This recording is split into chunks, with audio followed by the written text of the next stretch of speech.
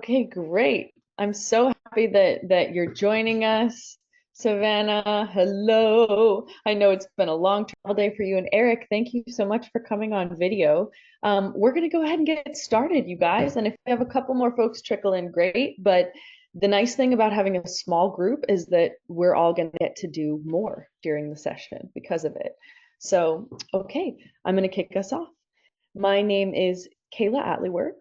I am one of the stewards of one of Cabin's original neighborhoods. So I own and run a regenerative co-living community in the mountains in California.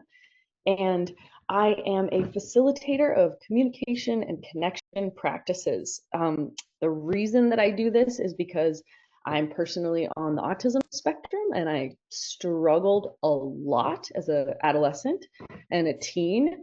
And I realized that there are certain systems and structures around conversation and connection that you can learn and apply that actually make the process of coming into connection with other human beings a lot easier.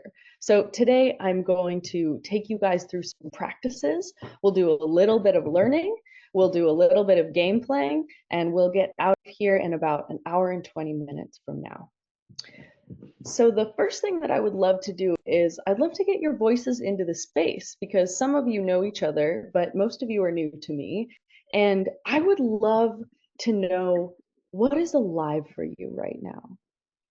When you think about the thing in your life that is most present, and that might be something that's exciting, that might be something that is challenging, but the thing that is most alive for you.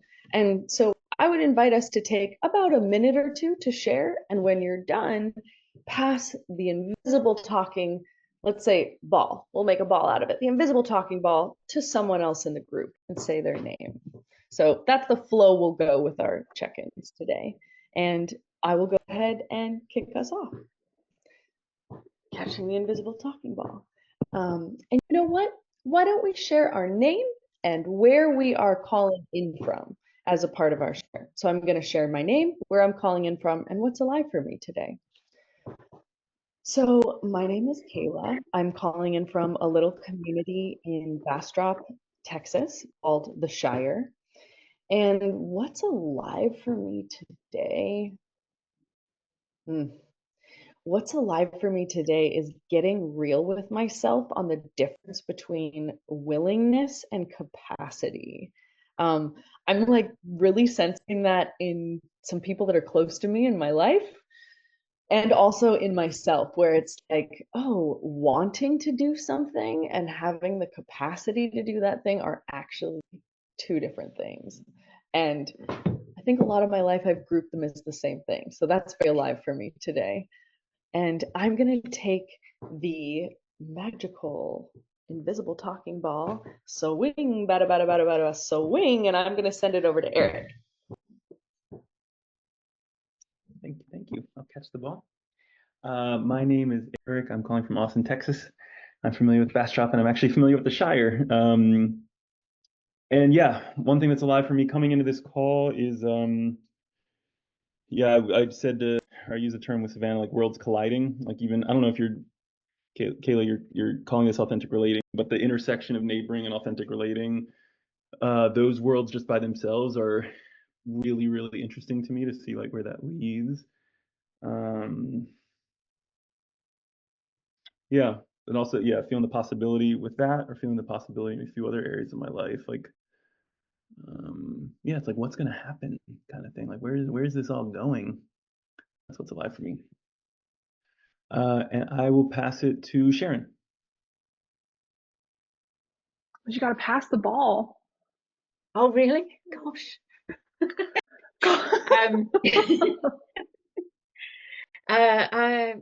Now, what am I? I'm ringing in from Perth, Western Australia. And what is alive for me at the moment? I'm really enjoying this group. I might have said that a few times, and the energy that's giving me. And it's kind of connecting. There's a whole lot of parts of my life that, like I love all the sustainable living stuff. I'm also trying to do up an old shed into an art workshop space. So I feel like all three of those, the community connections and all that, are all just kind of coming together at the moment, which is nice. I'll ride the wave while it feels good.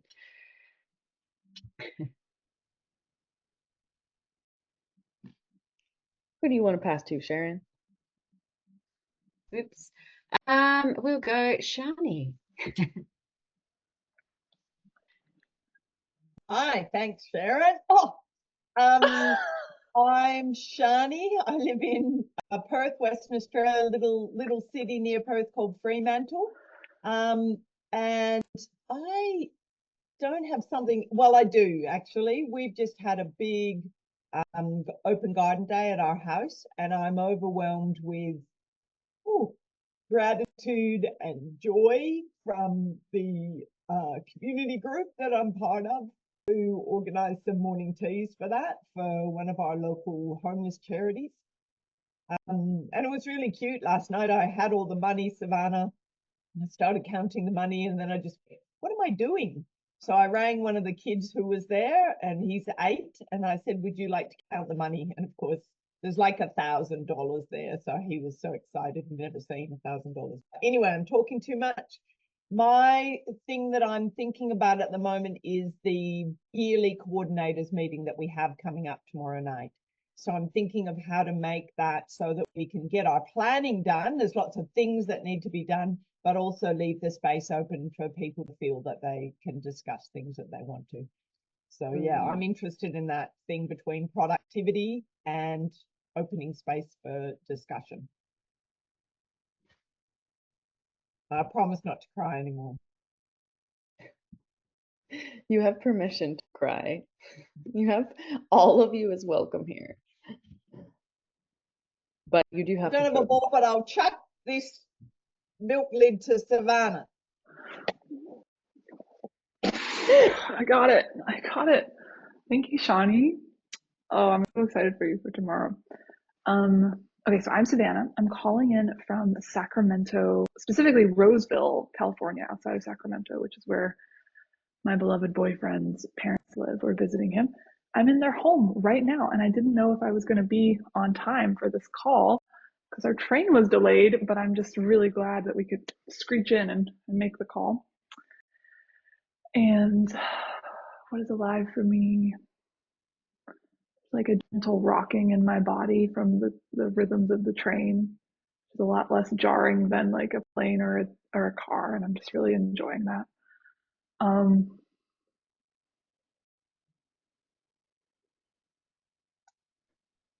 I think what feels alive in me is like, how do we intentionally create culture? And that's been a question that has been alive in me since I was a kid. And I just got the chance to like read a lot of articles and things on the train about creating community, creating culture, creating groups that are self-organizing. Eric and I were talking about that, and I just feel like excited to be doing this work with you all after getting some like space to sink my tendrils into some adjacent topics that I'm excited about. So yeah, that's me. I'll throw it back to Kayla. Thank you, guys. Well, I notice for me, it's feeling better hearing all of your voices being in the space. I'm feeling myself like a little more leaned in and a little more present. And I love that because I get to talk to you guys today about stuff that I love and I find totally fascinating because humans are bizarre and we all need connection. And yet, in this day and age, we are not particularly good at it all the time. And this happens because community is something that used to be handed to us. We used to have community naturally occurring because of these small touch points. You would have community simply because you bought your bread from the same person every week. You would have community because you had to go to get your horses put on new horseshoes from the same person every few months. There were these small functional touch points that made it so that community naturally occurred, so that as a human being, shifting and evolving from tribalism, which meant a lot of contact and a lot of together time, into agricultural and industrial ages, but still having touch points because of needing to buy produce. Now, one of the things that's happened in the last 20 years is that we no longer have these small touch points because of things like flocking to our interest groups on social media instead of having the touch points in real life, as we know, because of Amazon, because of different forms of streaming our entertainment and getting access to our food through Uber Eats, that have eliminated a lot of these chances for small touch points. Now, why is this so important? There's a common myth that if I want to have a deep relationship with someone that is beneficial to both of us, then we need to be having deep, meaningful conversations of a particular caliber and topic in order for them to be considered like someone who were deep and they're beneficial in my life. Now, the reason that that's a myth is because as human beings, we are biologically programmed for a lot of what we call weak tie connections. So weak tie connections are acquaintances. These used to come from the people we would buy produce from. So there's a web of reciprocity in our weak tie connections, but these aren't the folks you're going to call on your deathbed. These are your acquaintances or maybe your infrequent contacts. So what's really interesting is that in the last 5 years, there's been studies coming out, and I can share links to them at the end to cite, that show that weak ties are actually, these weak tie connection points are actually just as impactful to our mental and our social health as the strong tie connections. So our strong tie connections, those are our family members, those are our really dear friends. Those are our heart-to-heart conversations, the emotionally supportive relationships. And we might think, all right, if I've got enough strong tie connections, I'm good. Like, I don't need to be friends with my neighbors because I have a great relationship with my family and really solid friends already. Unfortunately, that's not how the human being works. And our evolutionary path hasn't had enough time to catch up to the degree of isolation that we have experienced in the last 100, 200 years. So I'm going to bring up a slide real quick so that we can look at this. And when we're talking about weak tie and strong tie connections, our contact points, got our weak tie connections here, got our strong tie connections here.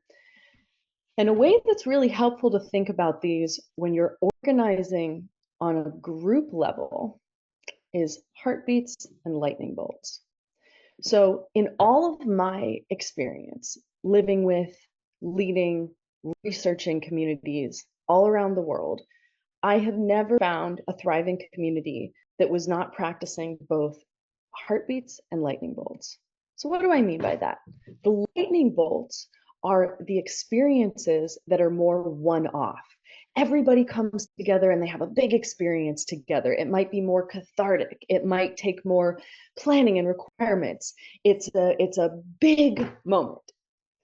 And then the heartbeats do exactly what? The thunk, the thunk. So small, so consistent that you almost don't notice they're there. And yet, the heartbeats are the thing keeping your entire body alive.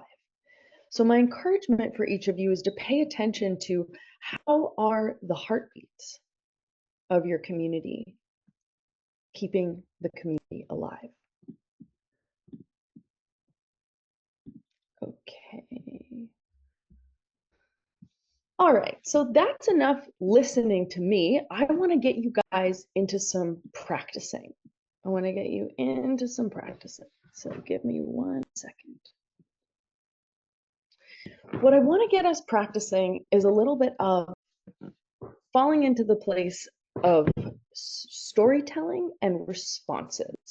So there's a couple of different tools that I'm going to give you over the next hour, and we're going to start with what might seem a little bit basic, and then we're going to amp it up. So for those of you that have dabbled in the worlds of authentic relating or NVC, bear with me with the first game or two.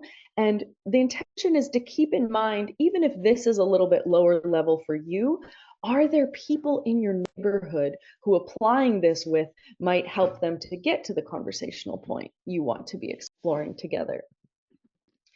So we're going to explore some question prompts here. And we're going to go into breakouts where we're going to take 10 minutes together. And the first person, person A, is going to be the person who's wearing the most colorful clothing today.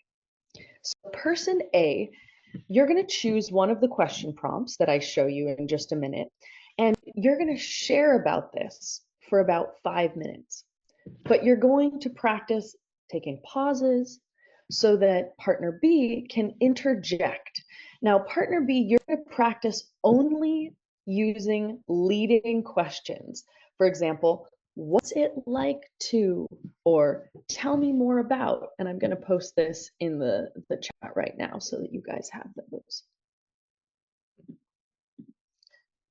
Okay. So after 5 minutes, we'll switch roles and partner B will then answer one of the question prompts that we're going to share in just a moment. And person A is going to be responding during that 5 minutes. So be sure to take pauses with leading questions. And so a leading question is something that it's not sharing about ourselves. It's not a yes or no question. It's a question that is going to invite that other person to go a little bit deeper with the thing that they're sharing about. So we're going to start on this surface level. I've just shared the instructions in the chat. You guys are going to be out there for 10 minutes. Please do keep an eye on the screen because at 5 minutes, I'm going to send a message that says switch roles. So again, we're going to be in pairs. Person A, person with the most colorful clothing, you're going to answer one of the question prompts for 5 minutes, and then you're going to be asked leading questions by your partner. So let's look at some of these question prompts, and you can choose one of these. What is your relationship like with your neighbors? How do you like living? And this could be in your neighborhood. What's a story you have about the neighborhood? What do you enjoy doing with your free time when you're at home? And why did you choose to live in this neighborhood? So we're keeping these a little more on the surface level because we're inviting in the opportunity for storytelling without creating the vulnerability Olympics. So we're not trying to make our neighbors be doing vulnerability backflips. We want to just be giving enough of a prompt for them to engage with us. So we're going to practice this together. I'm going to post these question prompts in the group chat, and then I'm going to send you guys into breakout rooms. Here we go. All right, questions are in the group chat, and I will see all of you in 10 minutes.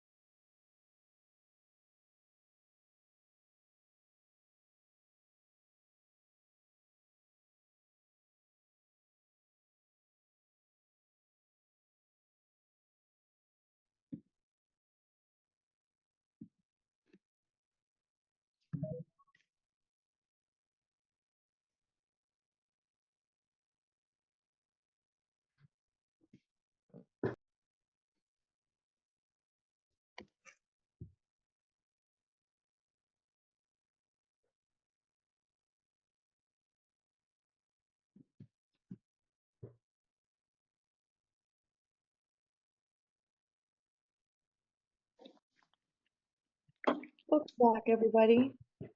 Hello. Hiya. So I'm curious how Thanks, that was. Eric. I'm curious how that was for folks. What was your experience of that practice? I was hopeless at pausing. Oh, Eric didn't get a chance to ask me any prompt questions because I just I asked talked the one. whole. I got one in there. Yeah, but yeah, it is delicate figuring out like, yeah, when to try to interrupt to do the practice or like when to, but it's like when to just kind of follow. That's like an interesting thing with this practice. Eric was really good at prompting with his face. well, that's good. But on We the had a receiving, good time too. Go ahead. oh, go ahead. Sorry. On the receiving, yeah, Shani did a wonderful job. Like kind of following my energy or like kind of tuning into the points that felt the most energy and just kind of inviting me to open up that energy, like go deeper into what was exciting for me. So I just kind of felt like I was riding like the depths of like my own excitement. Oh, what a dream. How about you, Erin? How did you enjoy our chat? Yeah, that was good. I'm always a bit lost for words, so that makes it difficult. But yeah. How about you go, Savannah? It was sweet. It was sweet. Sharon told me about her garden and about the character of her neighbor, and it was great. Did Yeah. this feel challenging for anybody, or did this seem to go pretty smoothly? No, I think it went smoothly. Yeah. Great. Okay, awesome. Well, then I want to take you guys meta for a little moment. So we were just asking each other a variety of questions. And I just want to talk about the three levels of conversation really quickly, because we always have a choice whenever we're stepping into a conversation of the level that we're meeting the other person at. And the way that I love the breakdown of these three levels of conversation is by breaking them down into the informational level. So examples, when did you move somewhere? What? So this is your when and your what. And the purpose of this is to learn basic facts that establish familiarity. And this is a really important level of conversation because if you know your neighbor's existential fears, but you don't even know the name of their kid or what grade they are in school, it might not actually be the thing that's going to lend itself towards you creating long-term relationship. So informational is really helpful to start to get those data points that you can then reuse to build familiarity. Then we move forward to emotional. So the emotional is when we dip into what matters. How do we feel about something? So this is where you see phrases like something you care about, what matters to you. And the purpose of using these question formats and this level of conversation is to invite in more care, more empathy, and deeper insights. And then the third level, and this usually is accessed after more time or just when there's a certain level of psychological safety, and this is relational. And in the relational field, we are actually noticing what's happening to us because of the other person that we're in conversation with. So the conversation is no longer me telling you data points, me informing you about how I feel, but it is now highlighting a shared mutual moment. So you might hear prompts with this like, wow, being here with you, I notice, or when you share blank, I feel blank. And we're going to go a little deeper into that. So don't worry if you're not fully grokking it.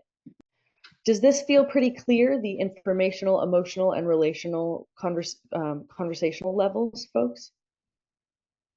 Any questions before we move forward? I'm going quickly through the informational bits, so I'll stop and see if there's questions.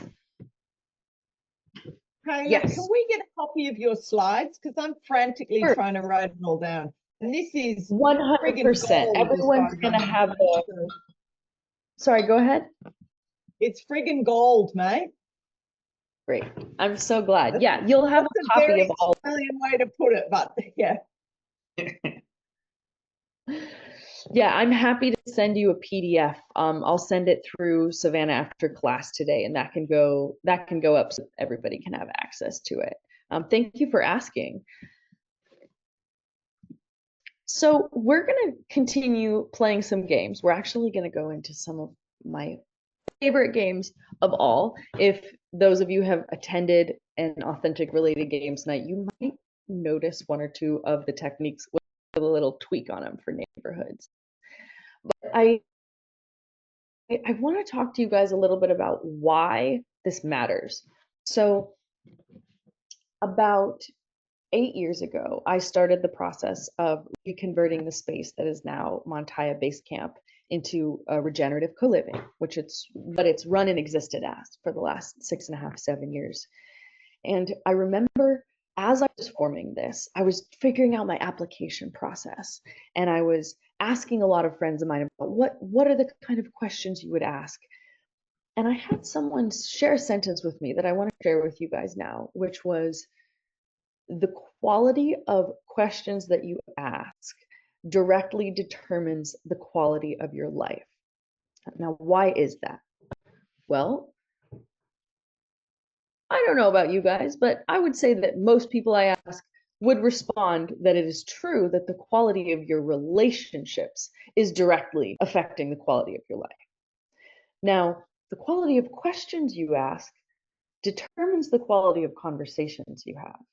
The quality of conversations you have often determines the quality of relationships you have, and the quality of relationships you have determines the quality of life.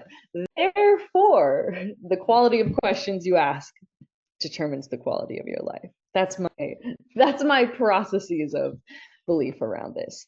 Now, in order to ask a good question, we have to cultivate curiosity.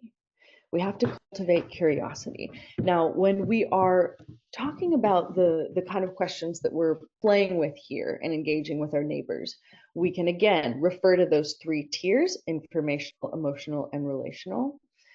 And we can also tap into our own curiosity. So, where does your curiosity live in your body? When you feel curious about something, when you feel kind of like lit up and like, whoo, where does that live? Where does that happen? Is there a place in your body where the curiosity lives? I'm just curious.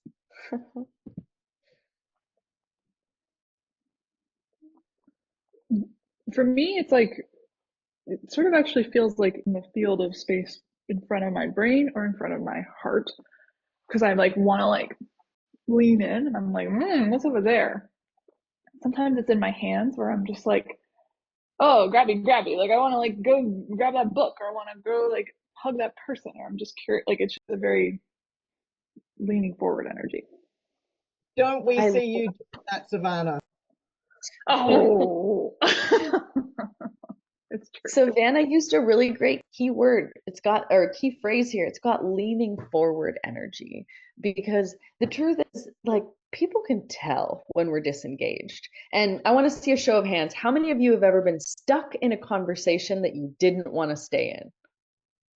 Yeah. It's kind of the worst, huh?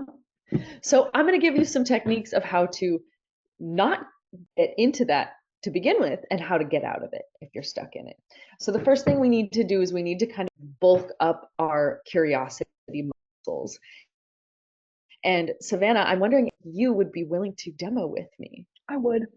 Fantastic. Okay, so Savannah and I are going to give you a demo of the game that we're about to play in breakout pairs. And this game is going to have 2 levels. So we're going to do a demo. I'm going to send you out into breakout rooms, bring you back, and then teach the next level of the game. All right, so the way that this is going to work is I'm going to be person A. So person A is going to be the person with the shorter hair. And person A, I'm going to ask Savannah a series of questions that I am genuinely curious about having a conversation with her about. Like, there's a real drive. I'm actually curious about these topics and exploring them with her. Now, instead of answering, Savannah is going to rate the questions from 1 to 5 based on how interested she is in answering that question. So again, she's not going to answer the questions. She's just going to tell me, one, being like, ah, I no interest in that. Like, you probably couldn't pay me to. And 5, being like, this is a full body yes. I could talk about this for hours. Let's dive. And the last thing that I'm going to ask Savannah to do is one of those questions that gets yes, that response, that write it down. So notice if there's a question that you're like, wow, that felt so good to receive. And you're going to write that question down, and we're going to do something with it in round 2. So you guys are going to have 3 minutes each to play with this, but since we're doing a demo, we're going to do it a little bit shorter. And we're going to go ahead and get started. Are you ready to go, Savannah? I'm extremely ready. Okay. All right. So,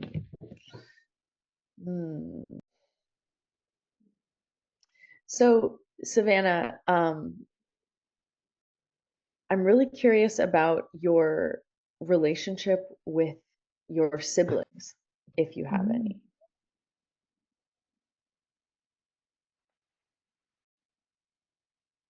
Okay, looking for. What do you think is the impact of a culture being matriarchal versus patriarchal?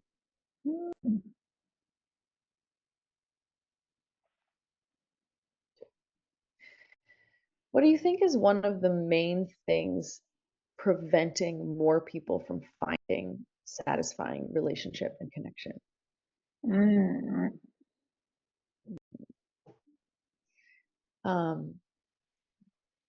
How intimate are you with your shadow? Oh wait, you're not asking me to answer that question. Let's see.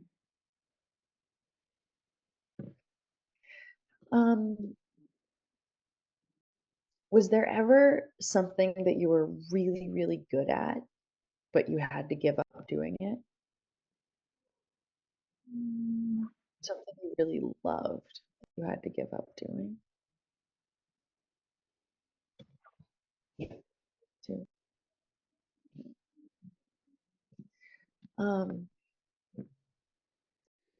Savannah, what is your relationship with meditation and mindfulness practices? Okay, cool. Ding, ding, ding, and that's our timer. So you can see that there was such a range in the questions because I was actually exploring things that I genuinely want to talk about. And there's ways in which sometimes we go into obligatory conversing where we're like, oh, I'm going to ask these questions because they're the appropriate questions to ask in this sequence. And a lot of the time, neither one of the people involved in that conversation is actually having a good time. So in this game, the intention is to play with questions, understanding that you don't necessarily have to go to the deepest, hardest place, but finding a point of shared curiosity is so important for a conversation to be genuinely enriching. And I'll admit, I've used this in the past in the middle of a conversation with someone I didn't know very well, where I actually paused them and I said, hey, I noticed that I'm a little bit checked out and I feel sad about that because I actually really want to be here in this conversation with you. I'm wondering if we could find a topic that feels mutually engaging to both of us because I really want to be here with you.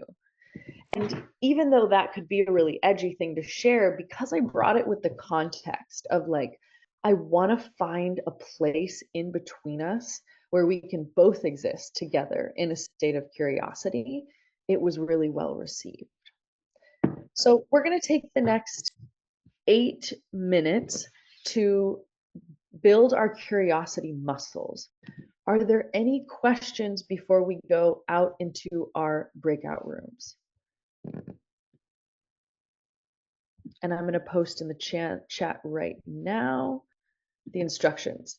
So person A is going to ask questions you're genuinely curious about for 3 minutes. Person B will not answer. They will only rate the questions. And Person B, you're going to pay attention and write down 1 or 2 of the questions that was a full yes for you. Any questions before we go out into our breakout rooms? All right, give me just 1 minute. Okay, I'll see you guys back in 8 minutes. And remember to look up at the board and I will give you a 3-minute mark, or 3.5-minute mark. All right, see you soon.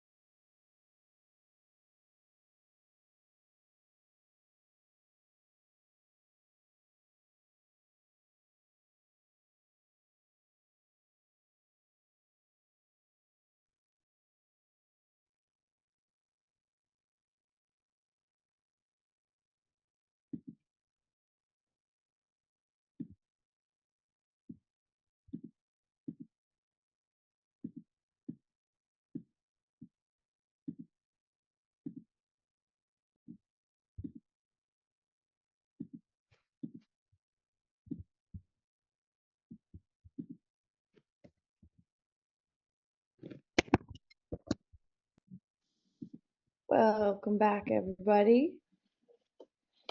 Eric's a good question asker. Oh, yeah? For that. Yeah, I had a lot of 5s. You got a lot of 5. I love that. It's so good when you get a lot of 5s. And it's also okay when you get a lot of 1s because it's all data points. So how was it for you guys? Oh, we have Arisha joining now. No problem. We'll leave it in. So how was that for you guys? Yeah, good. It's great. Sharon said, I've got a mathematical brain. I won't be very good with this. And then she came up with these friggin' pearlers of questions. And I was like going, 5, 5, 5. And when she said she was genuinely curious, I felt so good. You feel so good when someone's genuinely curious, you know? Yes. Yeah. Yes, vice versa. I really appreciate This is going for another 20 minutes. I really appreciate that you bring that up, Shani, because I think sometimes we can worry that we're being rude by asking the person to shift the conversational topic. But how good did it feel when the other person was genuinely curious? Mm-hmm. Serving both. Yeah, that's. So I was saying to Shani how I think my radar's up too high for like when people ask a question, I often think they're just being polite, so I'll just not talk very much about it. But once you sense that genuine interest, it makes such a difference. This meeting is being recorded.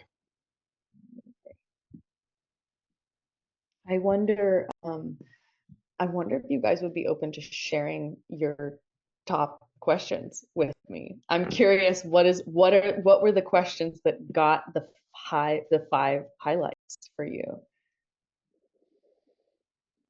Eric asked me, what is something you're proud of that but you don't talk about with people, you wouldn't share with others That's a really good one. too readily. Question.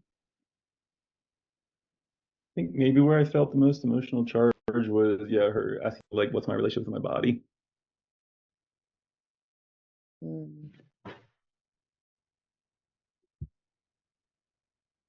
I've done it Eric, the other way. you. I'm going to say the one that Sharon gave me a 5 for. What is it about your childhood that led you to have an interest in developing your geographic community? Mm-hmm. Nice. And was that was also a 5? That was a 5 for you, Sharon? Okay. Yeah. Okay. And I had what challenge in life has given you the most growth? So Shani, what about you? What was one of yours that you were asked that you gave a 5 to? God, I can't remember them now. I'm terrible at remembering if I didn't write them down. That one that Sharon one, just said. Yeah. That was okay, that's one that Sharon asked. What one of the other 5s? Sorry, what was that, Shani? What was one of the other ones that I rated as 5? What do you value most about your partner?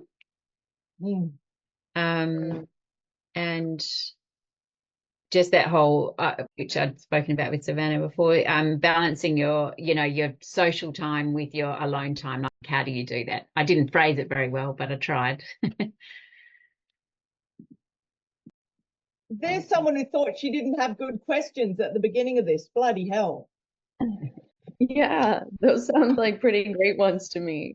Well, what's exciting is that in the next breakout that we're going into, you are actually going to get a chance to answer that question. So I'm going to keep you guys in the same breakouts that you're in right now, and we're going to practice a couple of more techniques together. So the first thing that I want to bring up that we're going to practice is the 30-70 rule.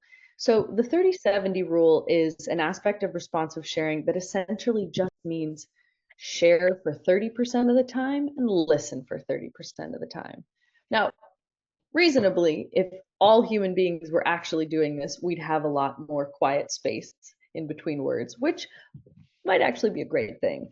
But if you set the intention to do the 30-70 rule, you'll notice that when you're engaging in a conversation, the other person is physiologically picking up on cues from your body that are showing that you're interested, and that actually triggers them to be more interested in you. So it's this phenomenon of us seeming more interesting when we are more interested, and that plays really well in the 30-70 rule. So what we're going to practice in this next game is we're going to practice sharing um, responsive sharing. And what that means is we're going to do two different techniques in that. So we've got the 30-70 rule, and that we've got offering reflection. So offering reflection is a way to respond after someone has told you a story, they've shared something with you. And reflection is when we're directly saying back what I heard you say. What I heard you say was, I'm hearing you say that. Hold on, and I'm just going to pull this up right now. So the reason that we do reflection is to make the other person know that we understood them and that we heard them to a certain degree. And it's showing a sign of, I'm with you. We're on a journey. You're going down a track, and I'm with you on this track. Now, sharing impact comes back to that more relational component that we talked about in one of those earlier slides. Remember, we had informational, emotional, and relational. So sharing impact is a little more relational, and it's also sensation-based. So how many times when you're in a conversation have you noticed that you are already planning what you're going to say next while the other person's still finishing their sentence? Is this something that you guys experience? I know that I do. So sharing impact is a really great practice to help us not do that thing. Because in order to share impact, I have to be tracking what's going on in my own body. I can't be thinking about the thing that I'm going to say next. I actually have to be observing what is happening to me as I hear you speak. Is there a moment I feel contraction?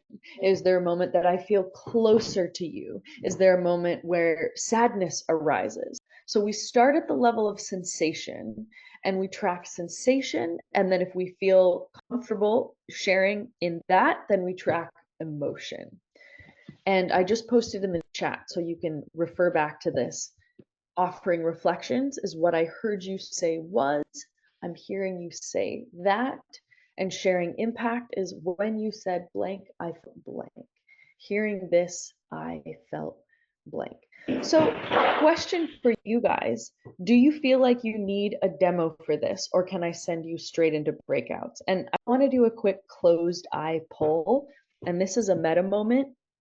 Sometimes when you're leading groups, you might ask the group to poll for something that could be vulnerable. For example, right now, if somebody in the group is feeling like they need a demo, but they don't want to take away from the rest of the class time, it's very common that that person won't vote for what they need. They'll vote with the rest of the group. So we're going to do a closed eye vote. So everybody close your eyes. If you feel like you need a demo for this before going into the breakouts, please raise your hand. Go ahead and lower your hands and open your eyes. Thank you guys so much. Okay, so some of you requested a demo, so we're going to go ahead and do a quick demo. Savannah, are you willing to be my demo buddy? Okay, great. Excuse me. I would love for you to choose one of the questions. I'd love for you to keep your Super Juicy one so you get to actually do that with Eric. But if there was another one of the questions that came up for you that was inspiring, I would love for you to choose that and to share with me what it is. A question I asked or I was asked? A question that you were asked. So just like a question. They're all leaving me now. I know this is tricky because I only asked you to write down one. So I'm putting you on the spot. If you want to use this one, totally can. Well, he asked me about, he was like, what about your sexuality? Are you excited about, something like that. Well, I think that's a great one. Are you open to being in conversation about that as a demo? Okay, Sure. amazing. Thank you. Round of snaps applause for Savannah for being so vulnerable and such a great demo-y with me today. Okay, so Savannah, for the sake of our demo, I'm just going to set it a little bit shorter. I'm going to set it to 2 minutes. When we're in your actual sharing group, you'll get 3.5. Okay, so I'm going to ask you the question. I'm going to repeat it back to you. So Savannah, what about your sexuality is exciting to you right now?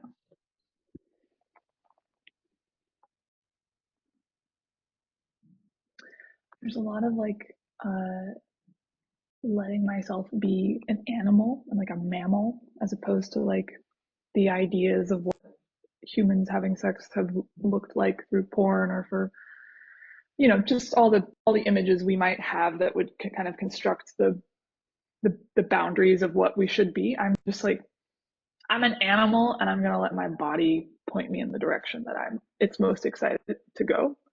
And there's a surrender to that feels exciting. And also a little, not scary, but just sort of like, yeah, surrender can be scary sometimes. So yeah, just really leaning into like trusting my body's impulses in the moment more and more and more and more and more. And that often looks like sort of rabid animal energy. Thanks for listening, cabin, current and future people. Oh, I love this so much. You have about 30 seconds left. Oh, Is we there keep going. There's a lot of shaking that comes up in my body. I think it's a response to like a freeze response in the nervous system, like unlocking and releasing energy. And so I'm just letting my pelvis do a bunch of weird shit when my partner and I touch.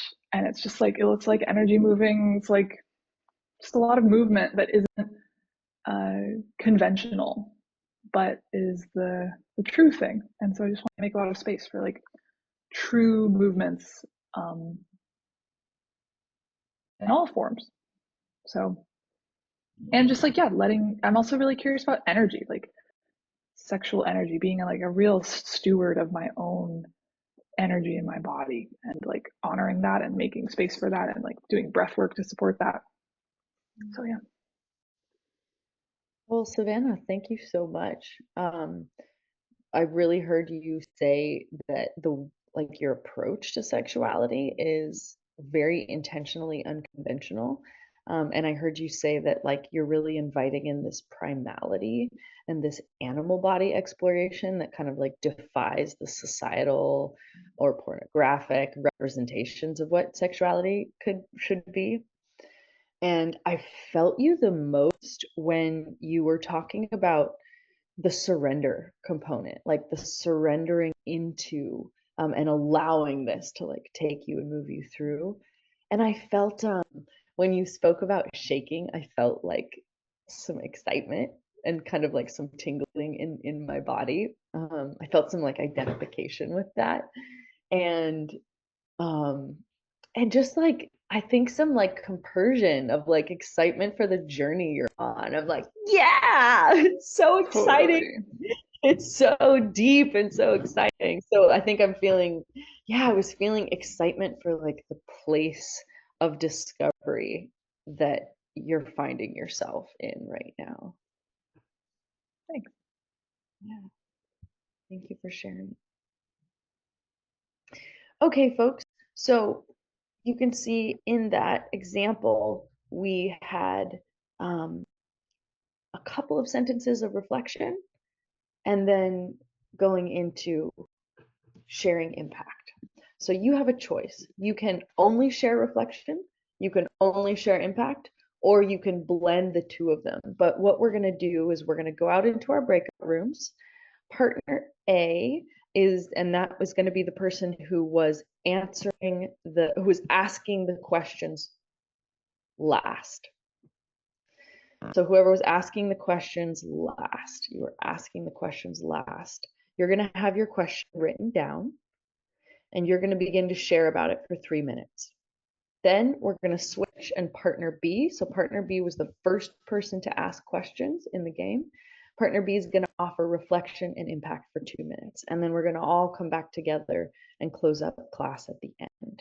So this is going to be our final breakout together. So, okay, you guys, any questions before I send you out and away?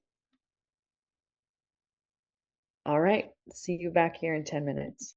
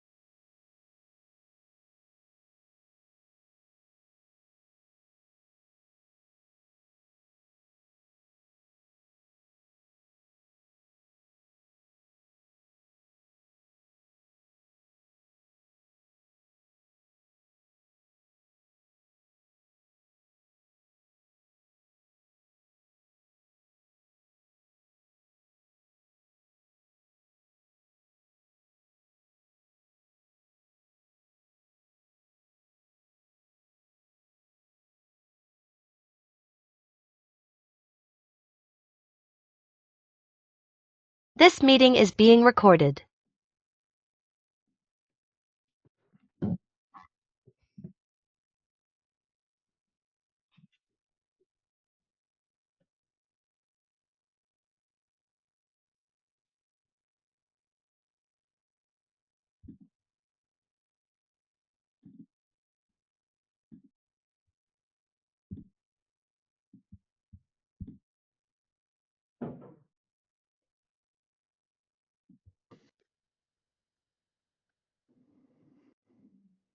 Welcome back, everybody.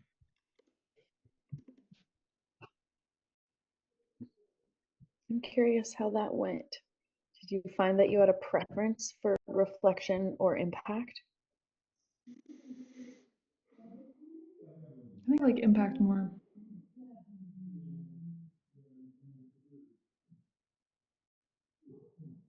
How did that go for everybody else?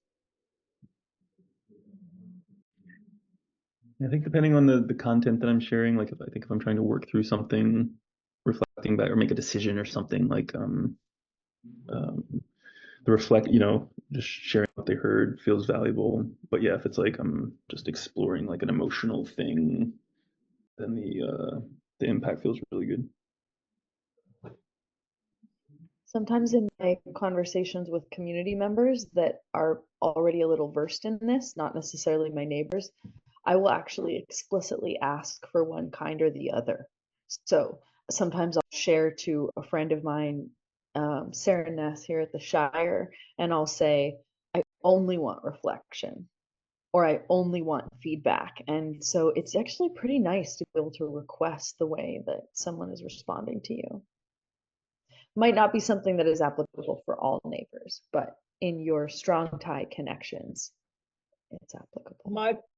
My partner and I do a process of active listening where you do all the reflection for a while until the person feels like they've been heard and kind of say, I've come to the end of that. And then at the end of that, you would do the sharing impact.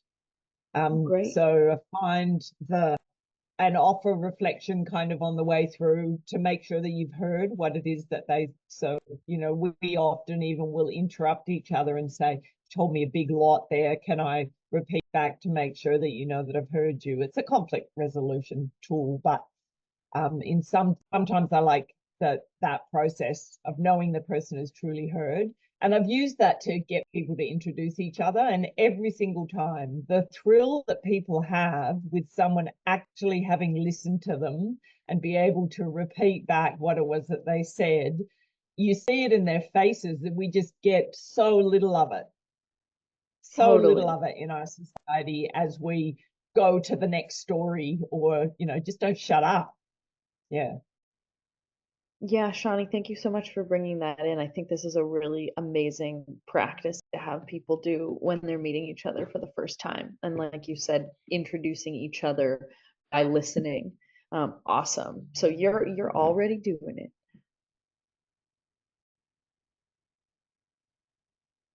Anybody else want to share? We have time for one or two more before we wrap up today.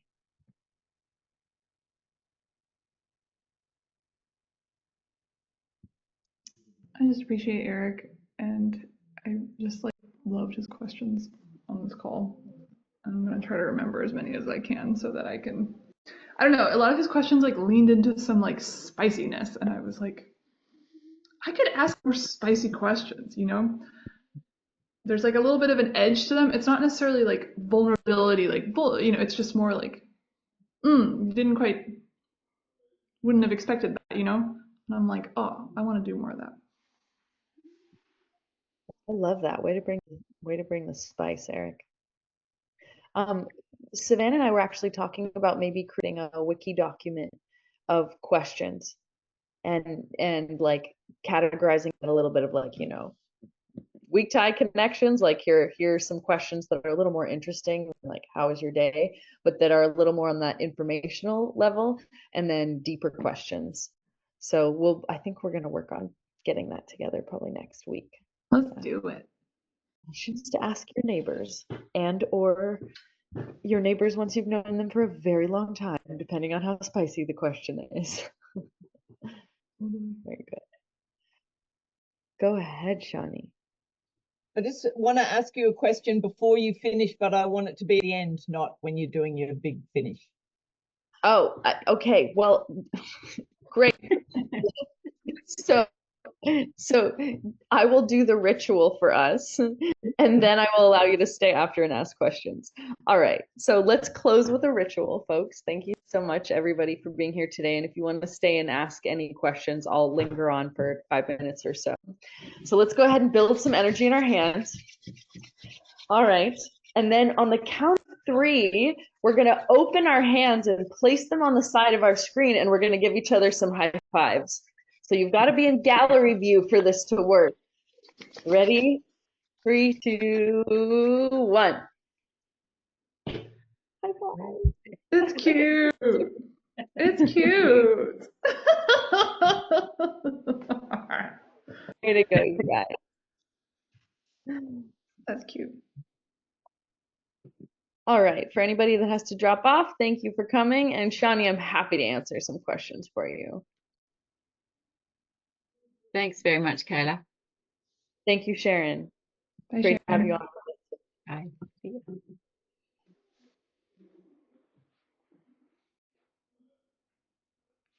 Kayla, mine was a very practical question about whether I can hire you somehow to run a workshop for the community group that we have, because I think there'd be a lot of interest. And the thought of doing it with neighbors. Sorry, I'm highly tired at the moment, so I don't know. Perhaps, Anna, you've never seen me cry, have you? Oh, I've seen you cry, and it's a lovely what a thing. load of bullshit. But I think it'd be have. great. So I'm presuming that this is something you do for a living and that there would be the opportunity to pay you to do this. Okay, great. You I are will be in correct. touch. And also major perk for you, Cabin just hired me. So if there's any way to run things under the funnel of the Neighborhood Accelerator program, then you don't have to worry about funding because we can fund it through us. But yeah, you can totally hire me for this. This is my jam. This is what I do. But yay, hooray, I'm now officially doing this cabin amongst many other things. So thank you. I'm flattered. And yeah, I love it. Like, this is my favorite thing in the world. I would do this all day, every day. You said something at the beginning that I actually forgot to mention on when everyone was here, but you mentioned kind of like the balance between, I think what words did you use? Something about the balance between like the chaos. Was it the chaos and the order? For me, it comes down to like the sweet spot between freedom and structure. And it's like, how much structure do we bring in to get people connecting so that they feel safe enough that they don't have to be holding their own boundaries because we've already set the boundaries. It's like, here's the structure we created for you. Now you can be more inspired and more creative within that. And I think it is a constant seeking of where is the sweet spot. How much structure, how much freedom. All right, folks. Well, it's 8:30 my time. I'm going to hop off and go eat some dinner. I will absolutely see some of you again because I will be coming back to teach again. Savannah, thank you again so much for bringing me in. And this has been wonderful. Savannah, you're going to post the recording, didn't you? My Fathom didn't work for some reason. Yes. Okay. Yeah. Right. No worries. I hopped on right as we formally started. So the recording got everything that we needed. Okay. Tim needs to watch this, so. Oh, that's awesome. Okay, thank you all. Bye, guys. Thank you, Okay. Everybody. Bye. Bye. David. Thank